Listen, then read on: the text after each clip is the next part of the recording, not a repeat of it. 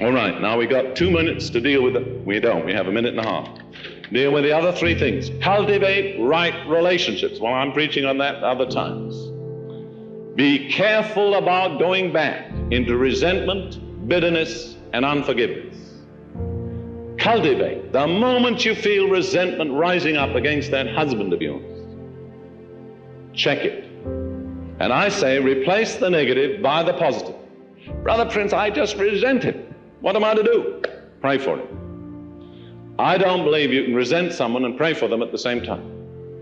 So replace the negative by the positive. But you'll have to be on your guard, because resentment is a habit with many of us. I'll tell you another habit that most of us have, and I'm not innocent. That's arguing.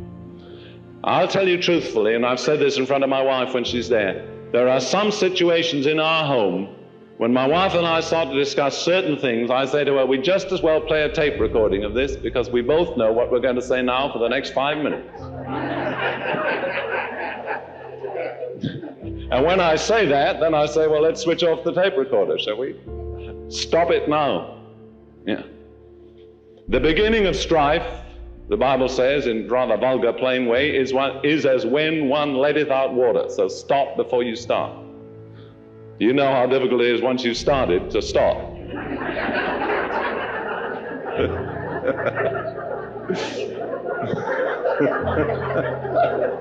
But lots of worse things than that are on tape. Now, come on, we got 2 more things. Number 6, cultivate right fellowship. And you've got a good scripture there about light cannot have fellowship with darkness. And I don't mean that you separate yourself from the world and go into a convent, but do not go around with the negative people. Cultivate positive people, people that will build up your faith, strengthen you, encourage you.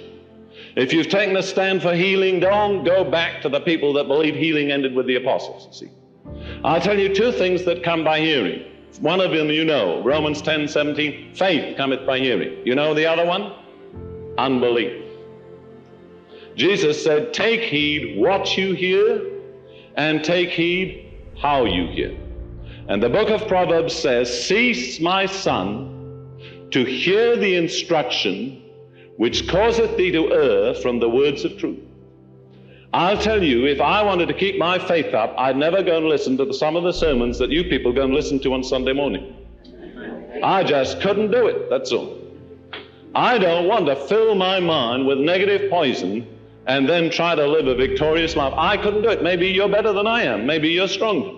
But you cannot feed on faith-destroying sermons, literature, and conversation and then expect to be a victorious, believing Christian. It just cannot be done. What comes in has to come out somewhere.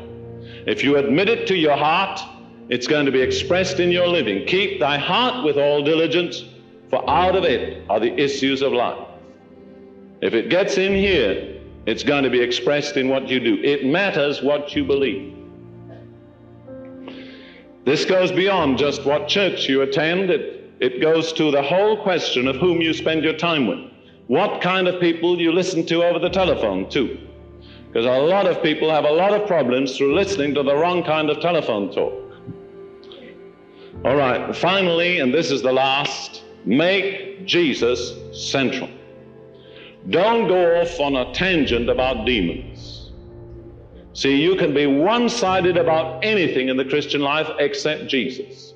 You can be one-sided about tongues, one-sided about healing, one-sided about divine order, one-sided about women not speaking in the church, one-sided about demons.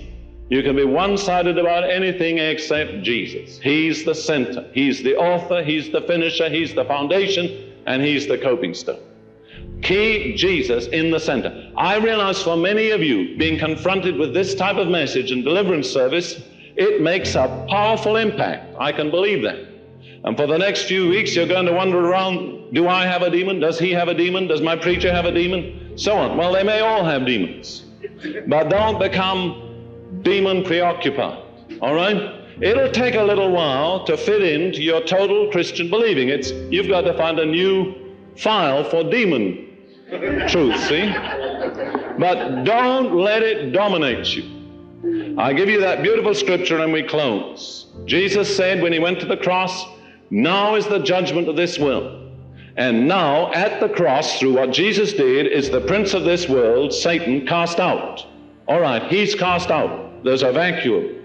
Who's going to fill it? The next scripture is, if I be lifted up from the earth, will draw all men unto me. Make it your supreme aim always to uplift and glorify Jesus.